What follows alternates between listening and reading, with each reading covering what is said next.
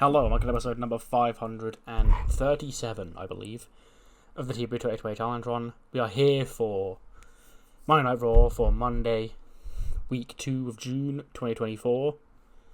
And yeah, we're on the road to Money in the Bank. We're coming off of Clash at the Castle. A very newsworthy Clash at the Castle, and even more newsworthy days after the Clash at the Castle, where, you saw what happened with Drew McIntyre.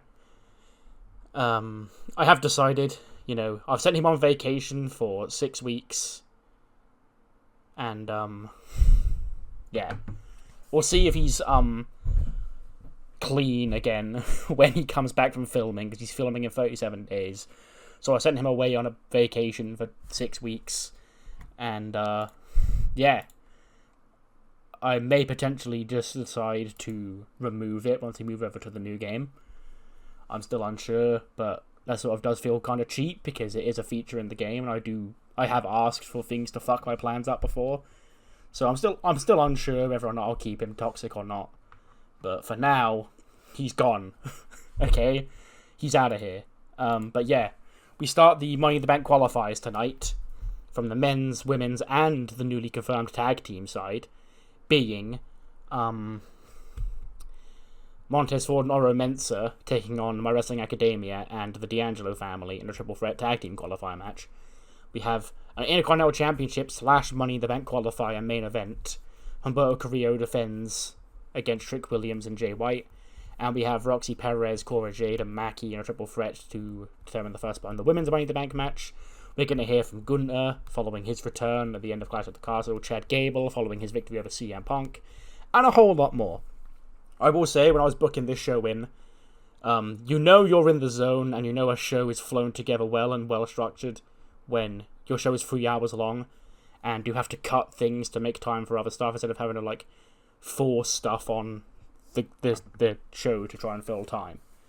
Everything on this show served a purpose, so, I'm really excited to run it and see how it does. Anyway, without any more further ado and no more rambling, let's jump straight into the show. The WWE Champion, Cody Rhodes, makes his way out to the ring. And he goes, "So, Mobile, Alabama, what do you guys want to talk about? I stand here, 2 days removed from a clash of a lifetime in Glasgow at Clash at the Castle.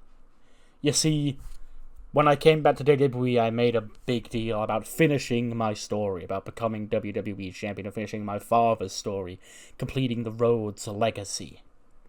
But now, that story is simply just a part of the story of the American Nightmare, a part of the story of Cody Rhodes. And when things are all said and done, and I hang it up and I'm finished with my career, there will be several important parts of my story. One of them is, of course, my father, the American Dream, my brother, my wife. But a part of my story that can't be denied is Seth Rollins. Now, Seth and I, we far from seeing eye to eye, Issues between me and Seth, they were as high as they could possibly be. But at not Money in the Bank, Clash at the Castle, sorry about the jet lag, I'm getting my events mixed up here. At Clash at the Castle, I stood across from a different Seth Rollins. Almost a Seth Rollins that I respected. After all these years, after what he did to me at SummerSlam 2 years ago, after all we've been through, could I finally put things to bed with Seth Rollins? We'll never know. We'll never know, because after I stood tall with my hand raised, once again, might I add, over Seth Rollins, one of the very best of this generation, what happens?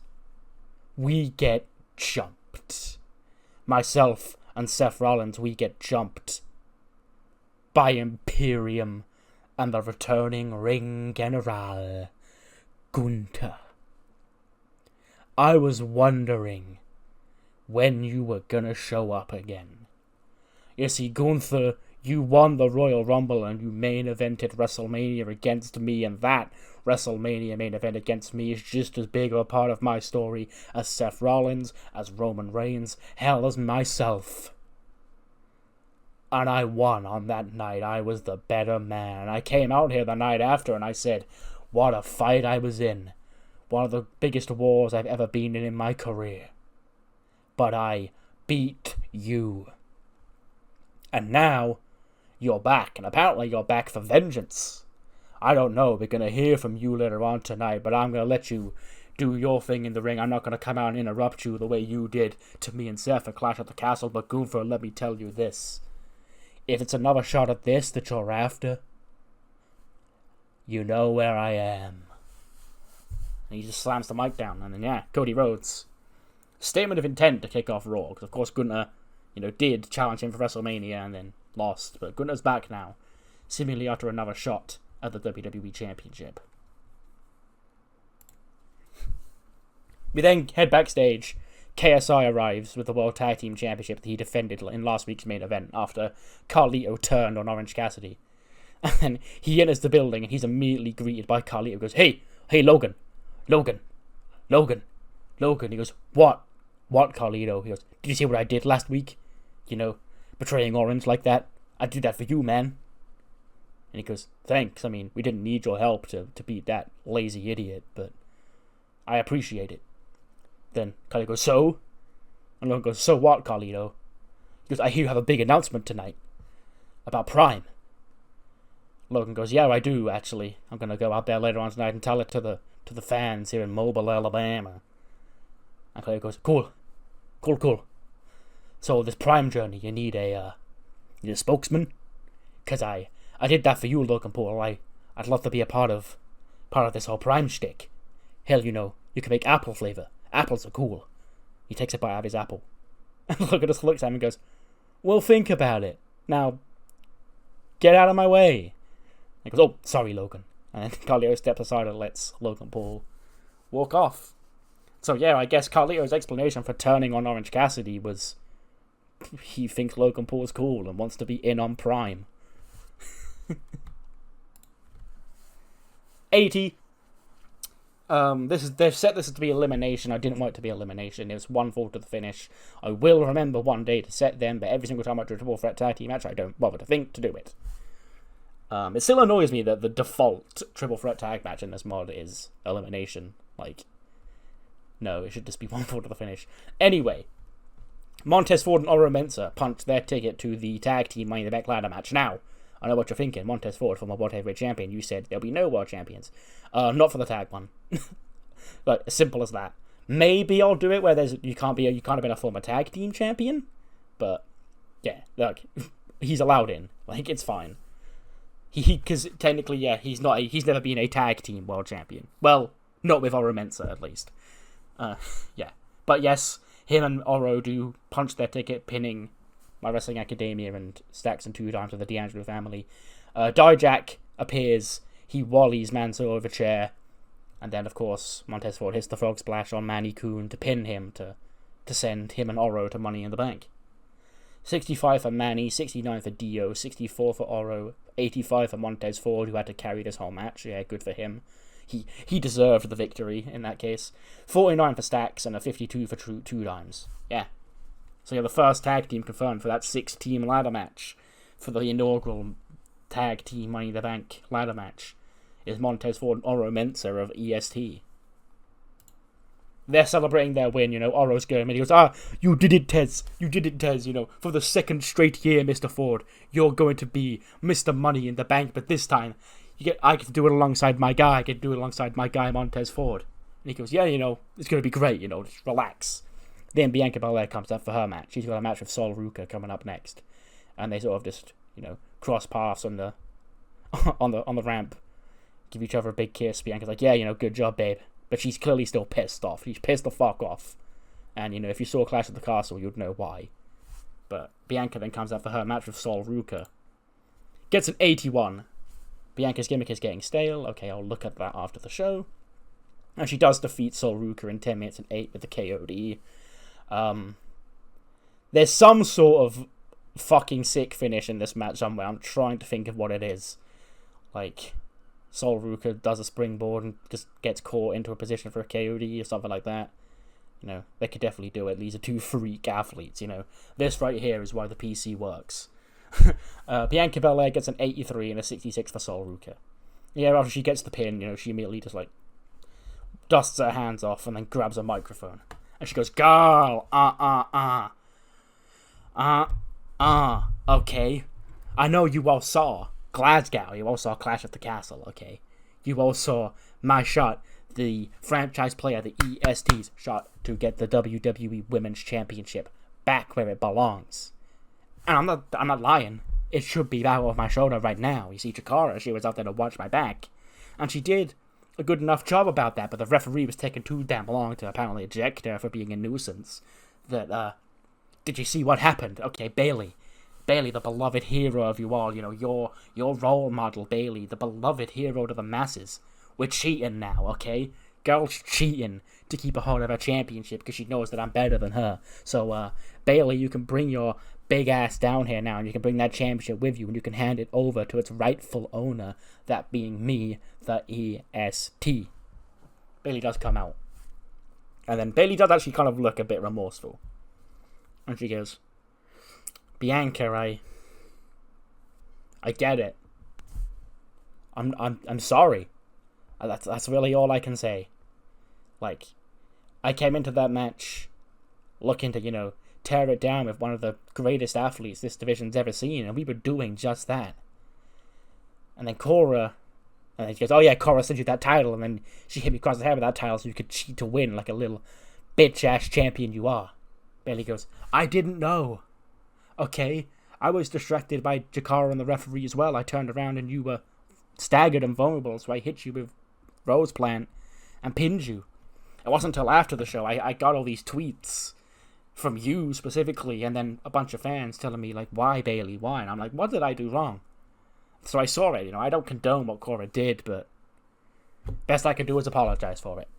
Then he goes, girl, nuh-uh. The best you can do is give me a rematch for that championship right now." Bayley goes, "Well, you've just competed. So how about this, okay? Money in the Bank. Montreal. I'll defend my WWE Women's Championship against you once again. This time, we do it inside a steel cage. No Jakara, no Cora, just you and I. May the best woman win." Yeah, goes, "I see what you're putting down, Bayley. You want to lose your championship in a steel cage match to me and Money in the Bank. You're signing your own death wish, girl. 'Cause I accept." So yeah, we're getting one more match out of this. Bianca Belair, Bayley 2, Money in the Bank. Steel cage will prevent any Cora Jade shenanigans from taking place in the match. We then cut to a sit-down interview with Beatrice Vargas. And Kevin Patrick Day goes, "Dear gentlemen, my guest at this time, Beatrice Vargas." And she sort of cuts him off and goes, "Kevin, Beatrice Vargas was my pet name, my fake Dominic boyfriend name. You can call me Stephanie." And Kevin goes, "Okay, Stephanie, last week you slapped Dominic Mysterio in the face after, he lost his chance to be the Intercontinental Champion once again, You people have left LA Extreme, what was all that about?" Stephanie goes, "Since I came to Raw, I was pigeonholed in this position of being, the lackey to LA Extreme. Also, I don't really know how good Stephanie's English is. If she's, ropey, then this is subtitled. So, I was put in a spot where I had to pretend to be someone I wasn't. I had to pretend to be in love with the most repulsive, hideous, evil man on the roster.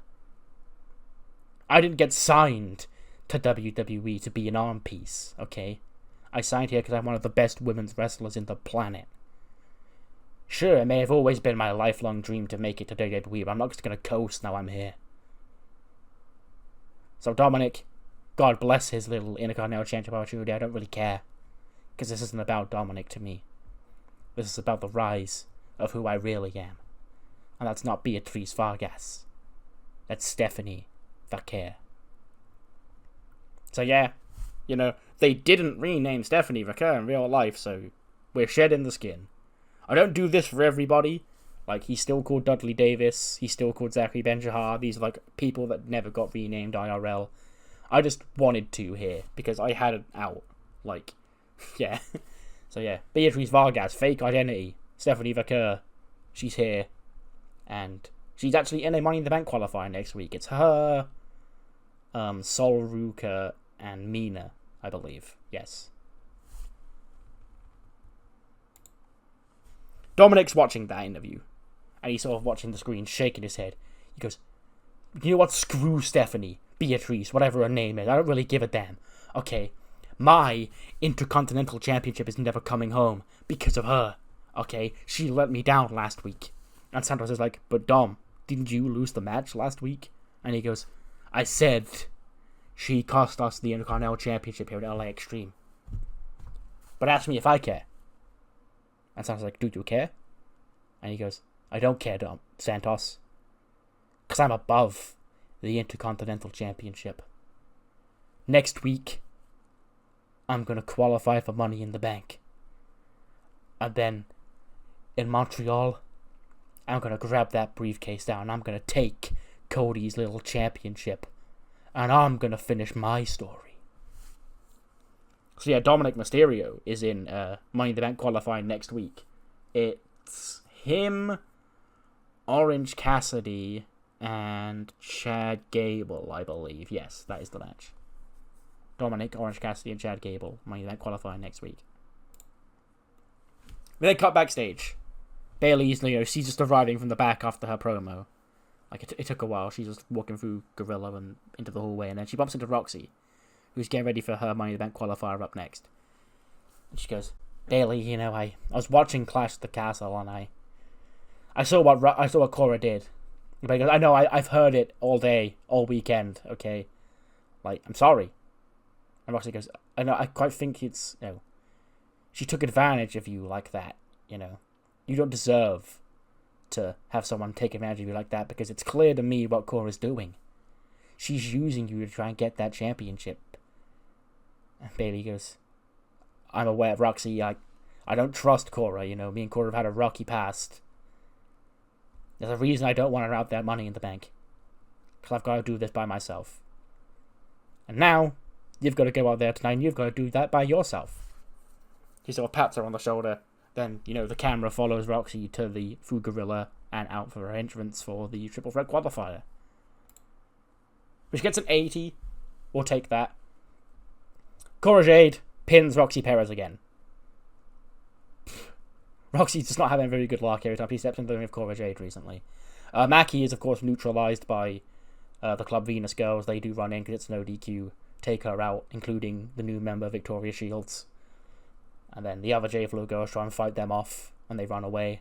But Mackie's out, and then Cora pins Roxy with the DDT to become the first woman to qualify for the Women's Money in the Bank ladder match. 72 for Cora, 71 for Roxy, and a 74 for Mackie. Nice. Gunter comes out to the ring. Imperium by his side. Giovanni Vinci in his fashionable suit, doing his camera points. Ludwig being Ludwig. And Gunter takes the microphone. And he goes, 2 months. For 2 months. I was back home in Vienna. 2 months. I was watching WWE Raw. And I was watching Cody Rhodes parade around with what should have been my championship. At WrestleMania, Cody Rhodes was the better man. As the ring general, as the man who honors the integrity of this sport, I commend Cody Rhodes. But that doesn't mean I have to respect Cody Rhodes. You see, Cody, you walk around here as a WWE champion. Many people would say that makes you the best. Chad Gable and CM Punk also call themselves the best. But none of you are a ring general. An Imperium, making their return at the Clash at the Castle, cemented a statement that Cody Rhodes, things between you and I, they're not finished. Not yet. Seth Rollins comes out. And he goes, Gunther, you're coming out here, you're giving your usual shtick, And usually I'm in the back and I'm saying, hey, you know, this guy here, I don't like what he's doing, but I love what he's saying. But now you're coming out here and you're really pissing me off. You're going to talk about Cody Rhodes, huh? The WWE Champion. I get it. He beat me fair and square at Clash at the Castle. And, you know, for a glimmer there, for a small second, I almost respected Cody. After that war we went to once again. But all respect left my body once I felt the forearms of this bald Italian idiot in the back of my head. Vinci sort of just stood there laughing. He goes, you see, Gunther, you may want to make a statement at the expense of Cody Rhodes and may think things between you and Cody Rhodes aren't finished quite yet. But what you did in the process is you made an enemy out of me. Gunther just laughs in his face. He goes, an enemy out of you? Okay.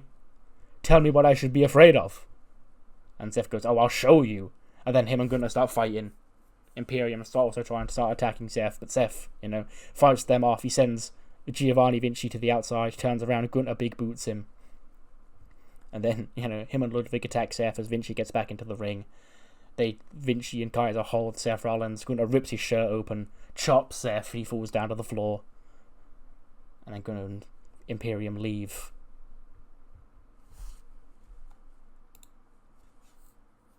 Oh wait, no they don't. I forgot, because Gunther's got a match. He's in action tonight against Odyssey Jones.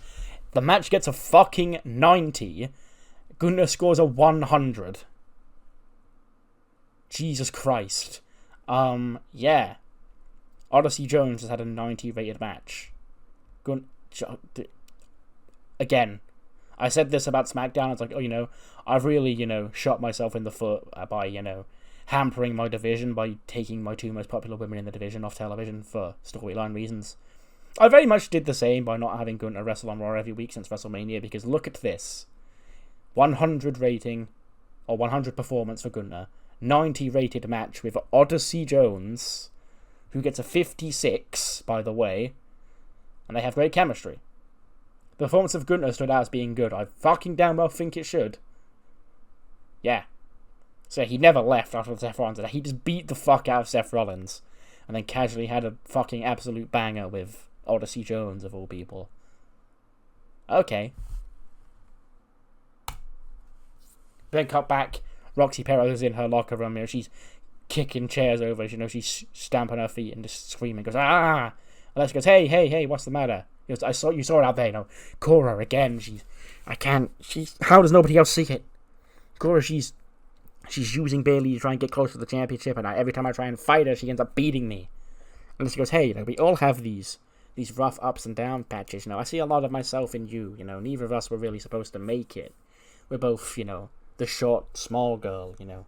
Nobody was ever going to take us seriously. So I understand where you're coming from. A lot of times you do go through these struggles. But you can't show frustration, because that's when you let Cora win. And she goes, okay. It's just I hate her so much, Alex. I hate her. And then Alex says, I get it. I've had people that I hate just as much as this. Like, come on. You know, stick with me.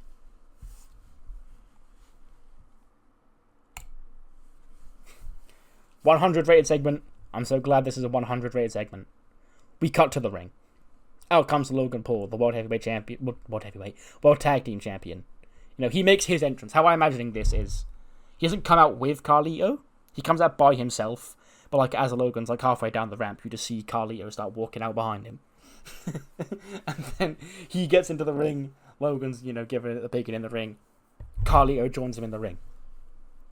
And Logan's like, Carlito, you know, what you do? You know what? Fine, you know, the more the merrier. You know, welcome aboard. Anyway, last week, myself and my partner in Prime, KSI, we made our latest defense of these World Tag Team Championships. You know, it's busy being Logan Paul. It ain't easy. I wouldn't wish it on my worst enemy, because my worst enemy wouldn't have the business acumen and just excellent credentials that I have. So let's check the facts. YouTube megastar. Check. WWE megastar. Check. World Tag Team Champion. Check. Multi-billion million business mogul. He points to the Prime station at ringside and goes, check. Now, the partnership between WWE and Prime, it's growing. It's going to, on course to be our biggest partnership of all time. And I'm going to make it even bigger. You saw Clash at the Castle. You saw our Prime logo plastered on the ring mat. You see the Prime hydration station down there. You see the Carlito here drinking a bottle. He tosses a bottle to Carlito. Carlito like excitedly opens up and necks it all. He goes, sticks his 2 thumbs up and goes, "That's cool, Logan. That's cool." He goes, "That is cool, Carlito. That is cool." Now,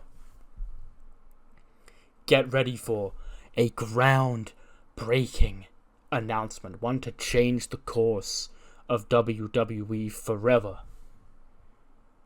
We've had superstars sponsored by Prime. We've had superstars drinking Prime. But I give to you the first ever Prime ambassador WWE superstar. Ladies and gentlemen, give it up for the Prime Saurus. Music plays and out walks Zergus. You know, he's got a Prime sponsored mask. He's got Prime sponsored clothes. You know, and he walked his way to the ring. Because, ladies and gentlemen, the Prime Saurus, the official Prime mascot / WWE Superstar Associate of Prime Energy. Okay, now as your World Tag Team Champions, you know, we can't be here every week because, like I said, we got a lot of shit going on in our lives. Which is why the Prime Saurus right here will be your representative of Prime every single time you tune in to Monday Night Raw. As a matter of fact, tonight, I say we give him a match. That's when Orange Cassidy just saunters out down to the ring. He gets into the ring. And he goes, I didn't invite this guy. Who invited the lazy guy here? And Orange goes, myself. I just wanted to be a part of this. I wanted to speak to Carlito. Carlito, why did you do what you did, man? I thought we were friends.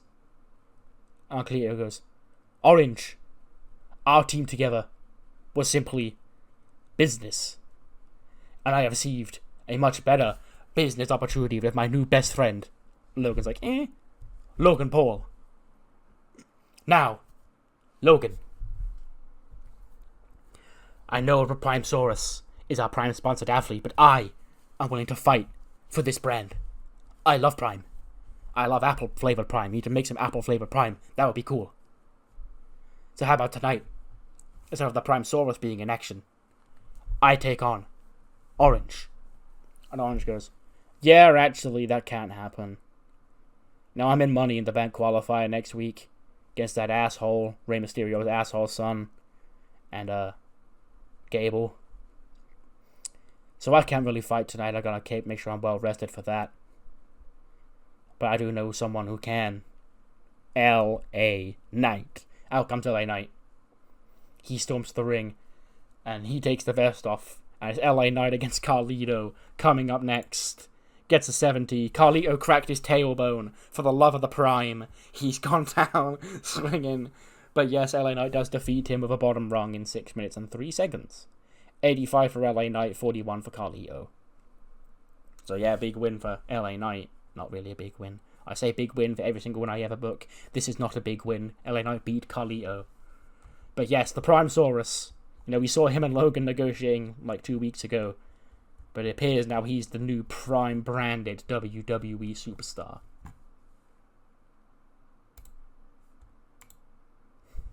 We didn't see Manny and Dio, you know, reflecting on their defeat. Because I can't believe Dijak would do that, you know. We've only ever been cool to Dijak, you know. I can't remember us ever saying anything that, you know, would piss him off. And then Dio goes, there was that one time that he was one of the henchmen that we had to fight, but I didn't realize that was canon. And he goes, oh yeah. And then we hear the phone ring. And it's Shirai calling. And Manny goes, shush, shush, shush, shush, shush. It's Shirai. And he picks up the phone. And he goes, hello? Over here on the other side, we hear, hello, Manny? And he goes, Shirai, you're awake. And then we just hear laughter on the other side. And then we see the camera come on. It's Christian. Christian has broken into Shirai's hospital room. And he goes, Thought you were funny what you did last week, boys. You see, your friend, she's out like a light still. Checking on her, making sure she's definitely still out. Yep, definitely still out. So this is what happens when you get in my business. Okay. You cost your money in the event qualifier. And now, I can get into this room anytime I want. I sure do hope and pray that your friend gets better. But if she doesn't, it could be all on you. Think carefully next time you want to get involved in my business. Then he hangs up. And Manny looks traumatized on the phone. He goes, what the f***? We then cut backstage. We're in Gorilla. And Xia Li is warming up because Xia Li has answered a challenge for Rhea Ripley for the Liberty Championship coming up next. And Humberto is there, gassing her up, going, it could be a big night, me and you could both leave tonight as champions, wouldn't that be great? Myself still Intercontinental Champion and in Money in the Bank ladder match, and you Liberty Champion, we'll be doing Akira proud.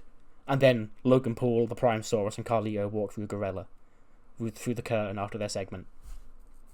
And the Prime Saurus sort of stares down with Humberto, they sort of like bump into each other. And Humberto goes, Zergus, man, what is all this? Like, you were our brother. And I understand that we had our hard times last year and you had to branch out on your own, but not like this. You've sold yourself out.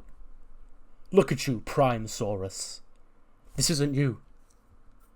Xia knows this isn't you. Akira, if he was here, he knows this isn't you. Selling your career out for $1. And I thought you had the heart, man. I thought you were one of us. And he just sort of growls at him and walks off. And Logan goes, I'll take that as confirmation that the Prime Saurus knows he's doing better business with me than he ever would with you losers. So you lost your pet. You've lost your tag team partner. And if you dare step to the Prime Saurus and my business ever again, you're gonna lose the last thing of yours that matters. Pats the IC title on his shoulder and walks off. And then, Xia Li goes out for a match with Rhea Ripley. Gets a 78. I'll take that. I scripted this, but it still says the lack of psychology helped fuck it up. Yeah, Rhea Ripley, ever since the Rule of 10 came to the Liberty title, she's been trying to rack up defenses non-stop, trying to get herself back into the world title picture. And this is her 5th. She beats Xia Li here. 94 for Rhea, 60 for Xia, 78 for the match. Not really much else to it. Chad Gable then comes to the ring with Anthony Ogogo. And he goes, ladies and gentlemen, you're welcome. Normally I'm the one coming out here saying thank you, but this time you should all be thanking me. Okay, because I'm the man who got CM Punk off of Monday Night Raw. Now you see, when dealing with an egomaniac like CM Punk, I know the best way to take care of him. You've got to play to his strengths, butter him up a little bit. So when I was saying I had to prove myself against the best wrestlers here on Raw, he was the first name that I mentioned. Because he calls himself the best in the world. He thinks he's that. But in reality, he's a washed up, bitter, grumpy old man. So Punk, in his hometown, you got the happy moment. I'm happy for you. For once in CM Punk's life, true happiness, rather than just bitching and bitching and bitching. But that's when I struck my master plan to rid this company of old has-beens like CM Punk was in full effect. All I needed was one more match. A match at Clash at the Castle. Which Punk, of course, feeling like I'd insulted him and feeling like his ego had been bruised, just so graciously accepted without haste. And then in Glasgow, myself and my fellow Olympic boxing champion Anthony Ogogo, we took care of the CM Punk problem. So now what's next? And he looks up at the Money in the Bank briefcase dangling down. He goes, I'll tell you what next is. With that old man out of my hair, I'm going to go to Canada. I'm going to retrieve that case. And I'm going to cash that case in to become world champion. Thank you. And he leaves. He goes around shaking the hands of kids in the front row, but of course they don't want to shake his hands because he's a dickhead. But yes, Chad Gable, bragging, has he just taken care of the CM Punk problem? Sure seems that way. They get a quick Club Venus backstage segment. You know, they're after they've just cost Mackie her women's championship, well, women's Money in the Bank qualifying match. You know, Kathy Kelly walks up to him and goes, Mina, Kylie, Kenzie, Victoria. You know, Club Venus has now grown in numbers, you know, following Clash at the Castle. And then Mina goes, we are now even. Next week, I qualify for Money in the Bank. And then Victoria Shields takes the mic. She goes, for those who may not know who I am, I'm Victoria Shields. And what you see is what you get. This is everything you need to know. At Club Venus, this is my home.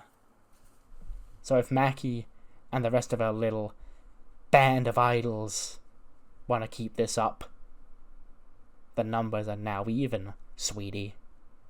Next week, we've got some big matches set for next week, including, of course, the next men's Money in the Bank qualifier from Raw, that being Dominic Mysterio, Orange Cassidy, and Chad Gable facing off in a triple threat match.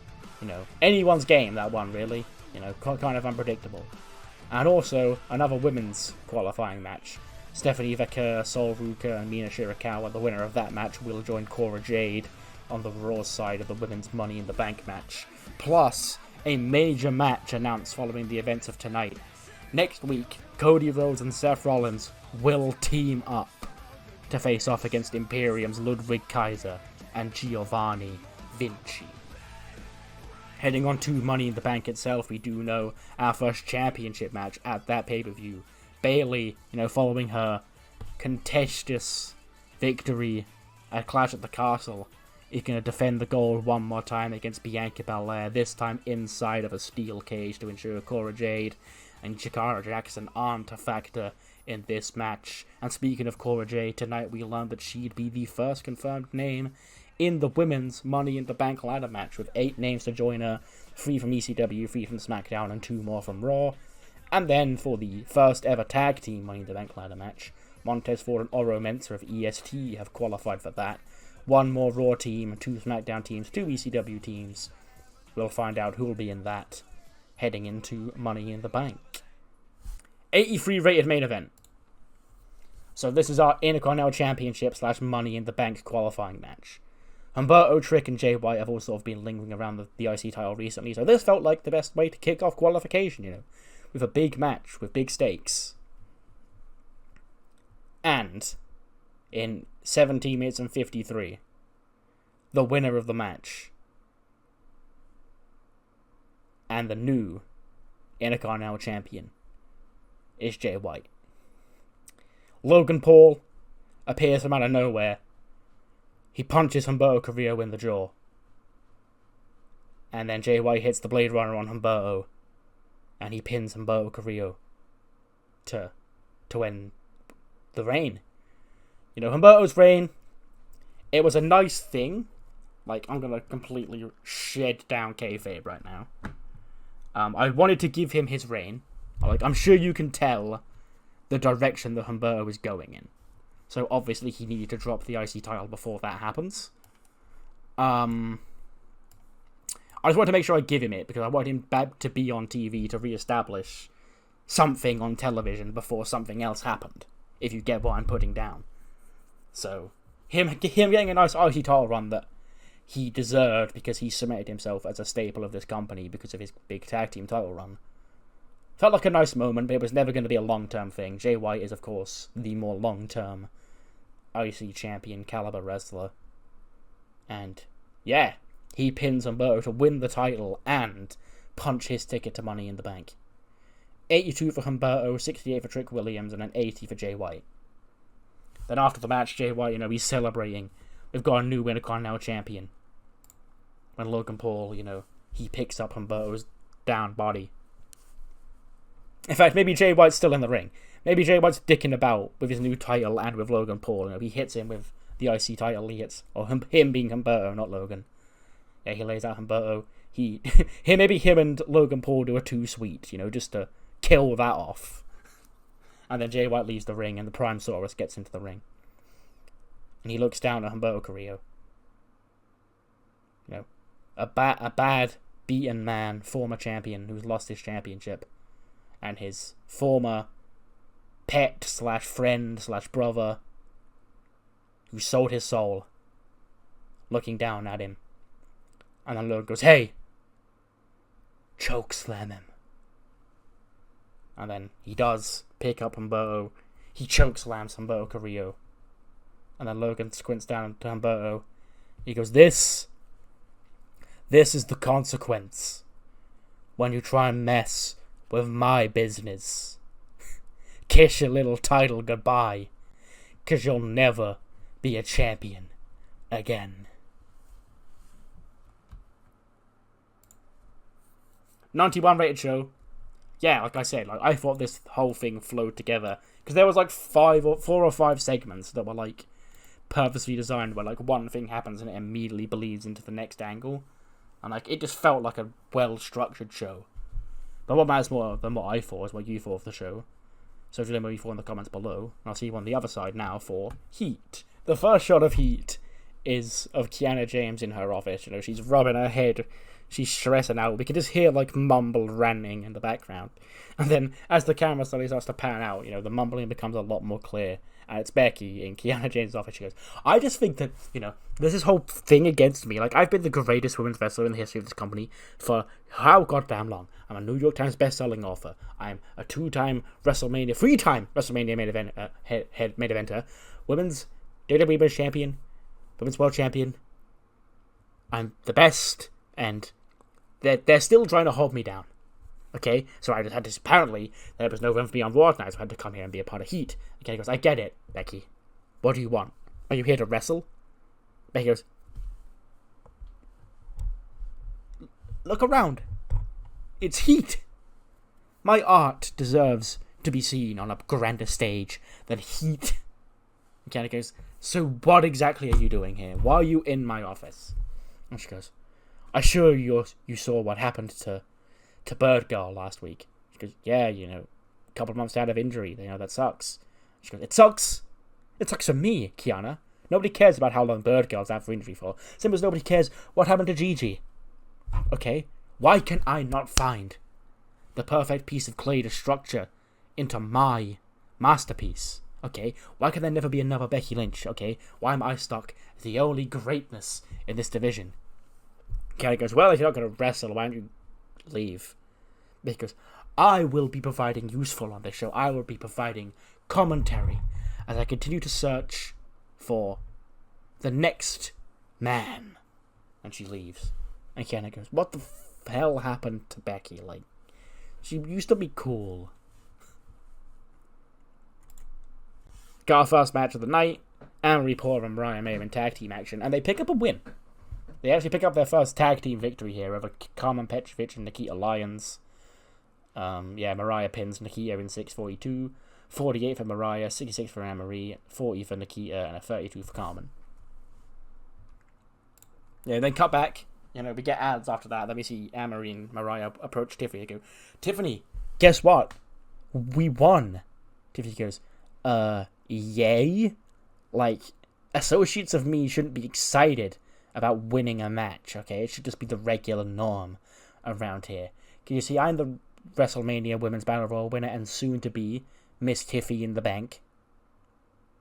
Mariah sort of just cringe. That's cringe. She goes, I'm a winner, okay? And you two finally get your first win. Yay! Good job, girls. Now keep getting it on. And Mariah goes, "Hey, haven't you, got something you want to tell Anne?" And Tiffany goes, "What could I possibly have to..." "Oh, you wanted to..." "Okay, fine. congratulations, Anne-Marie. You're officially the tag team partner of Mariah May. And Anne-Marie goes, yeah, you could sound a little bit more enthusiastic about that. And then Tiffany says, I meant what I said. And then there they leave. So yeah, Anne-Marie Porter officially welcomed into the Blonde Barbies after picking up the first win for her team here tonight. Kelsey Cook is in singles action. She beat Zoe Stark in 6:56. Gets a 67, 58 for Zoe, 65 for Kelsey. And then, yeah, after the match, Kelsey Cook takes the microphone. And she goes, Alexa, you're trying to run. You're trying to hide from your past. Don't. You can still be the true version of yourself, but embrace the darkness, 'cause it comes for us all. You can't run away, you can't escape, the house always wins. And now, you're setting your friends up to be devoured by the darkness. Strange call. Then Roxy Perez does storm out on behalf of her friend Alexa Bliss. She starts taking the fight to Kelsey Cook. Kelsey Cook mists Roxy Perez in the face. Huzzah.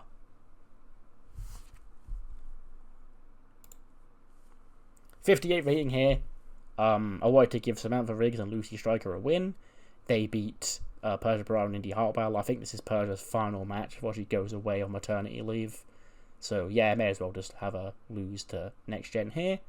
53 for Lucy Stryker, 48 for Samantha Riggs, 54 for Persia Pirotta, 58 for Indy Hartwell.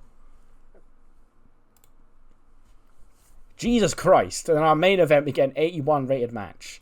Raquel Rodriguez against Ruby Riott. And Raquel wins in 16:31. A fucking banger to close out heat here. Becky was pretty weak at the announce desk for this one because her commentary rating is garbage. And they actually set her to be on commentary rather than just, be a guest. 69 for Raquel, 83 for Ruby. And that ends heat. Becky was there all night, but she didn't really jump out at anybody and say, this is my new protege. But yes, that closes out the first episode of Raw on the build to Money in the Bank. 2 more episodes left before the show. 2 more Raws of TEW 2020, actually, in fact. And yeah, I'll see you next time for Extremely Cool Wrestling, bro, where we're going to get some more fucking clarification on what the hell went down in that World Championship match. See you then.